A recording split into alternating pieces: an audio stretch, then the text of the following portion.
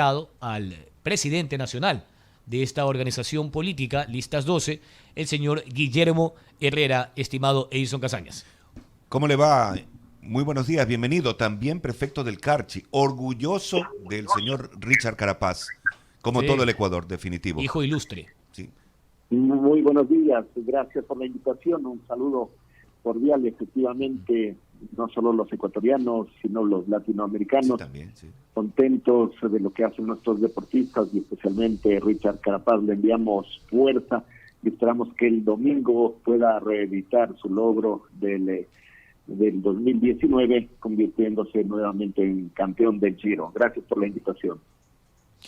A usted, bienvenido, señor prefecto. Desde el punto de vista de la izquierda democrática, ¿están pasando lo mismo que en Pachacutic, con una división que no les está haciendo ninguna gracia? En el caso puntual de la conformación de esta comisión pluripartidista, la parlamentaria Plasencia ha dado su voto a favor de que se establezca el incumplimiento de funciones de Guadalupe Llori en un informe que sí debe de pasar al Pleno en un término de 5 días. Es el plazo que tiene Llori para ponerlo en el plenario. En la ID hay también una división como en Pachacutic. ¿Cómo están administrando ese momento crítico en el que la agrupación política comienza a desgranarse, prefecto? Bueno, usted ha dicho algo muy real, un momento crítico. Eso es lo que vivimos tanto en la Asamblea como al interior de la organización política. En el partido estamos próximos a un proceso electoral interno para renovar las directivas provinciales. Bueno, y a nivel de la Asamblea, siendo muy objetivos, creemos nosotros que las cosas están dadas. Una comisión que bajo nuestro punto de vista se estableció sin la participación activa de las bancadas. Izquierda Democrática no fue parte de la nominación de su delegado, tampoco lo hizo Pachacuti, y esta comisión que de manera unánime está presentando un informe obedece pues a una alineación de dos fuerzas políticas, tanto el socialcristianismo como UNES, que realmente han establecido un informe que recomienda quitar del cargo a la presidenta de la Asamblea. Hay una mayoría en la Asamblea y creo que ese tema, analizado objetivamente, ya está decidido por esa mayoría.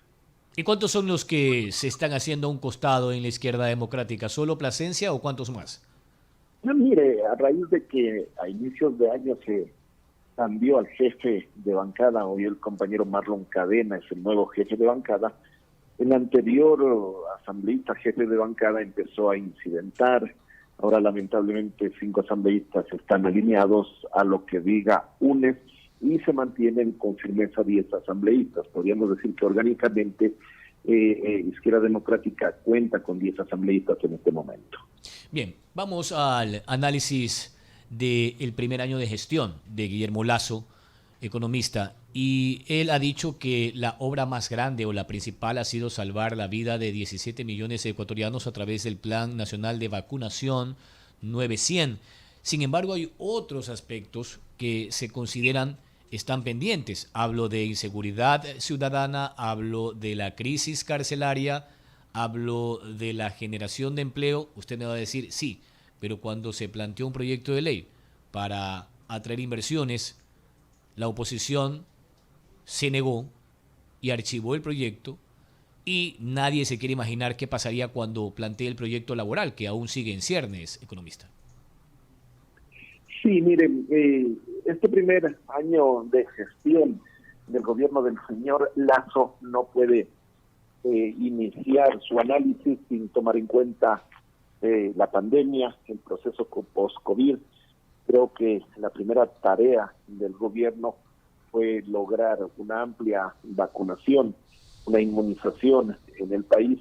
Creo que superamos como país los niveles regionales de América Latina frente al desastre que significó el proceso de vacunación de Lenín Moreno. Creo que en ese tema, pues, el Ecuador, el gobierno lo manejó adecuadamente, pero sí también somos objetivos, analizamos otros temas fundamentales, porque lo que se preveía es que una vez que esté inmunizada la sociedad ecuatoriana, se inicie un proceso de reactivación económica. ¿Para qué inmunizamos a los ciudadanos? Para que estén en capacidades de laborar, de trabajar, para que recuperemos los niveles de producción que tuvimos en el año 2019. Sin embargo, nosotros vemos que la caída económica del 2020 no se ha podido superar en el año anterior.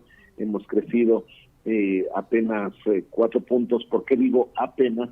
Porque somos uno de los países de menor crecimiento en la región. Si nos comparamos con nuestros vecinos, ellos han tenido crecimientos de 10 y 12%, el Ecuador apenas del 4%, y lo que nos preocupa es que según las proyecciones de crecimiento de este año 2022, la CEPAL indica que crecería a 2.60%. Esto quiere decir, en términos globales, que la reducción de casi 8 puntos de crecimiento negativos en el 2020 no podríamos recuperarlos ni siquiera con el año 2021 y 22. ¿Pero por qué pasa esto, ciudadanos? Esto pasa por algunos factores, pero principalmente por la falta de inversión pública del gobierno ecuatoriano. Si nosotros recorremos las carreteras del país, que son responsabilidad del Ministerio de Obras Públicas, ni siquiera se han asignado fondos para mantenimiento vial, peor aún para construcción de nueva infraestructura.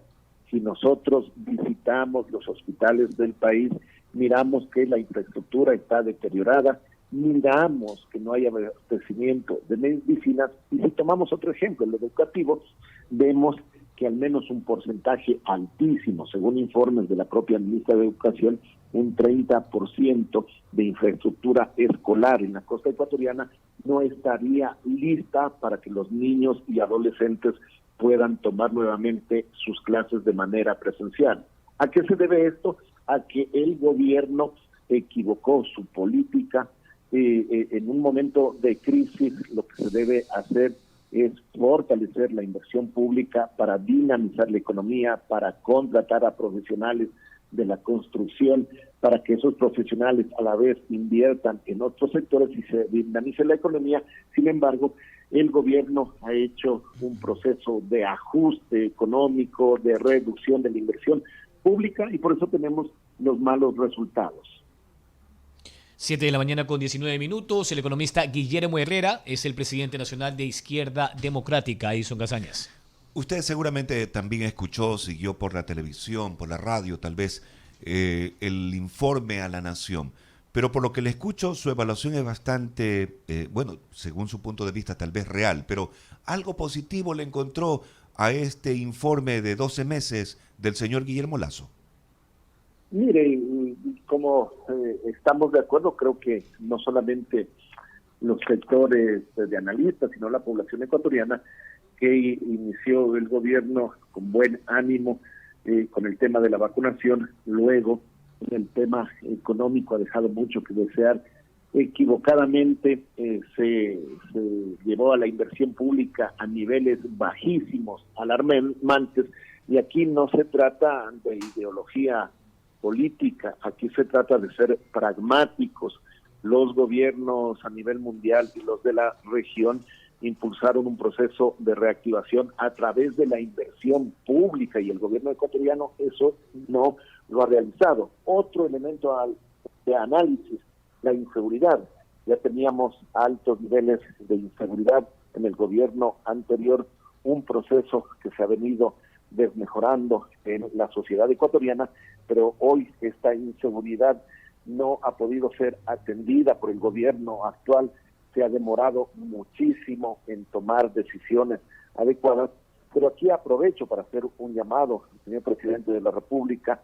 El tema de seguridad, que es de angustia para los ecuatorianos, realmente debería ser el tema que unifique a la sociedad.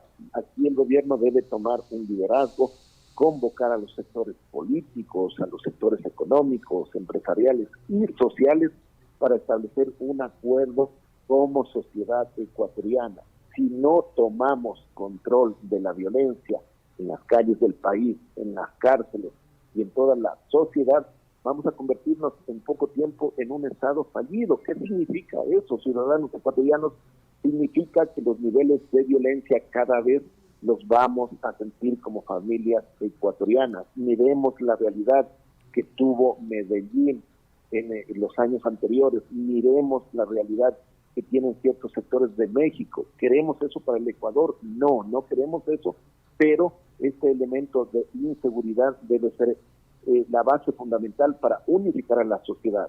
Entonces, si el gobierno trabaja en reactivación económica a través de la inversión pública y logramos como ecuatorianos hacer un pacto social para recuperar la seguridad en el Ecuador, creo que con eso hará suficiente el gobierno y estaremos poniendo las bases para una reactivación económica segura y sobre todo para volver a la paz y tranquilidad que teníamos antes en el país. Pero eso se dijo y se esperaba a partir del 24 de mayo del año 2021, donde se supone que ya ahí había terminado la campaña electoral y tenemos un presidente de la República y donde también los partidos políticos y movimientos, dígase Asamblea Nacional, iban a ir de la mano luchando hombro a hombro justamente contra la pobreza, la delincuencia, etcétera, el desempleo.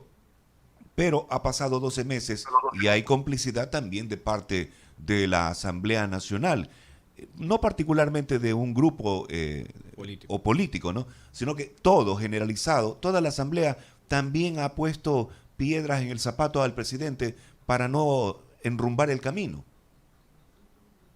Mire, yo creo que las condiciones son difíciles, pero no podemos desfallecer en este tema, sobre todo de la seguridad ciudadana. El gobierno ha presentado dos leyes fundamentales, según él, a la Asamblea Nacional. La una fue la reforma tributaria. Recuerde usted que por la abstención de UNES, ese proyecto de ley pasó íntegro, tal cual lo presentó el gobierno. Entonces allí no tiene pretexto para culpar que la Asamblea le ha bloqueado nada. Y el segundo proyecto de ley, que lo llamó de inversión económica, mal llamado, allí tuvimos que hacer reparos porque lo que buscaba era una liberalización del sistema financiero, que se reduzcan los controles que se tienen sobre este sistema. Nosotros como partido hicimos las observaciones necesarias y lamentablemente no se tomaron en cuenta y no quedó más remedio que negarle ese proyecto porque hipotecaba el futuro de los ecuatorianos para los próximos 40 años. Esa es la realidad. Pero sin embargo de eso no ha habido otras propuestas amplias, grandes que presenta el gobierno. Le hemos dicho que el tema laboral y el tema de seguridad social son urgentes, que antes de presentar una ley o una propuesta a la Asamblea Nacional deben impulsar un proceso de elaboración de la ley con los sectores interesados, de llegar a un acuerdo y a un pacto social, pero lamentablemente creemos que en gestión política el gobierno ha tenido muchísimas dificultades, por eso no ha podido lograr los consensos necesarios que requiere el país. 7 de la mañana con 24 minutos. Estamos con el economista Guillermo Herrera. Él es el presidente nacional de Izquierda Democrática. Y ya para los últimos minutos, prefecto, ¿de aquí en adelante cuál es la postura de la Izquierda Democrática frente a el llamado a la concertación que ha hecho Guillermo Lasso al interior del Parlamento? Parecería que no ha calado, al menos en la oposición, por la decisión y el informe que ha tomado, ¿no? En este caso la comisión pluripartidista.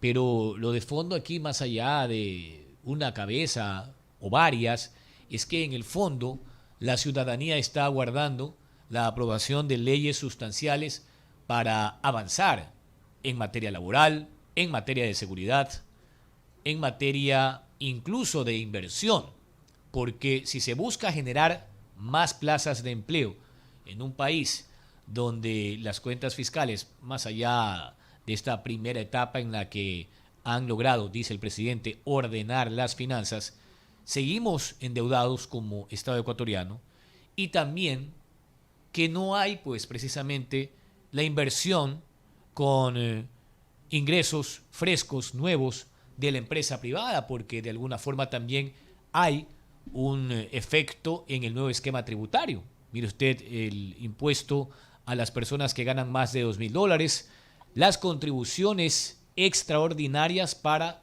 personas naturales y también para compañías, de acuerdo a sus ingresos. Entonces, la idea siempre va a ser apuntar a aumentar la inversión extranjera y para eso se necesita una legislación que brinde exoneraciones o incentivos tributarios. Por ejemplo, usted como economista lo sabe mejor que yo. Mire, creo que el llamado al diálogo y a la conciliación del gobierno debe cristalizarse en hechos puntuales. Un ejemplo, ya hemos dicho, puede ser el tema de la seguridad tan necesaria para el país. Otro tema debe ser la reactivación económica, pero partiendo de un hecho cierto. ¿Cuál es uno de los sectores más afectados y de menor recuperación? Ha sido precisamente el sector de la construcción. Es uno de los sectores que más impulsa los encadenamientos económicos. Y lo hemos dicho, ¿cómo reactivar el sector de la construcción? A través de un impulso inicial de la inversión pública. Si el gobierno invierte en mejorar la infraestructura vial, equipamiento de infraestructura médica, educativa, entre otras, va a empezar una dinamización de la economía y el sector privado va a proceder a invertir y a participar activamente, pero se necesita del paso inicial del Estado. Otro elemento integrador para este posible diálogo podría ser el tema de seguridad social. ¿Qué va a pasar con la seguridad social ecuatoriana? ¿Qué pasa con las deudas que tiene el Estado? ¿Hasta cuándo se puede comprometer el Estado a poner los recursos que le deuda a la seguridad social? ¿Y cuáles son las reformas que van a garantizar a los trabajadores actuales que tengan las pensiones necesarias y las prestaciones luego de que terminen su periodo de trabajo y estén en la jubilación? Entonces son dos elementos álgidos, pero que si el gobierno los asume de una manera adecuada, pueden integrar a la sociedad. Y el otro tema fundamental es el tema laboral. Una reforma laboral en el país es urgente, es necesaria. Nosotros no creemos que la precarización laboral es el camino para incrementar los empleos en el Ecuador, pero sí creemos que una cierta flexibilización en la forma de contratar puede ser importante en este momento para el país. Es asunto de dialogar, de llegar a consensos y acuerdos, pero este gobierno que tenía como base el encuentro que había manifestado hace un año, lo menos que ha hecho es el encuentro, solo hacen llamados, pero en actos concretos absolutamente nada. Nosotros como organización política nos comprometemos a dialogar, a hacer todos los esfuerzos para que el Ecuador pueda nuevamente enrumbarse por la senda del crecimiento económico, obteniendo también niveles de mayor seguridad. Hay temas básicos en los que tenemos que ponernos de acuerdo, pero necesariamente el Ejecutivo es quien debe liderar este proceso. Y con respecto a la pregunta de la Asamblea, mire, no creo que la Asamblea deba dedicarse por una persona, por la señora Yori, a esta división. Creo que deben encontrar una salida política y la Asamblea debe retomar sus funciones de legislación y fiscalización. Ya bastante tiempo ha estado entrampada esa función del Estado por salvar o no salvar a la presidenta. Yo creo que aquí hay que hacer renunciamientos personales y enrumbar nuevamente el trabajo de la Asamblea. Lo que nosotros defendemos es la institucionalidad, el debido proceso, pero en este momento un acuerdo y una salida política es el único camino para la Asamblea. Gracias al economista Guillermo Herrera. Él es el presidente nacional de Izquierda Democrática y además actual prefecto del Carchi. Que tenga un excelente día, economista, y un fuerte abrazo. Un fuerte abrazo, muchas gracias. Hasta luego.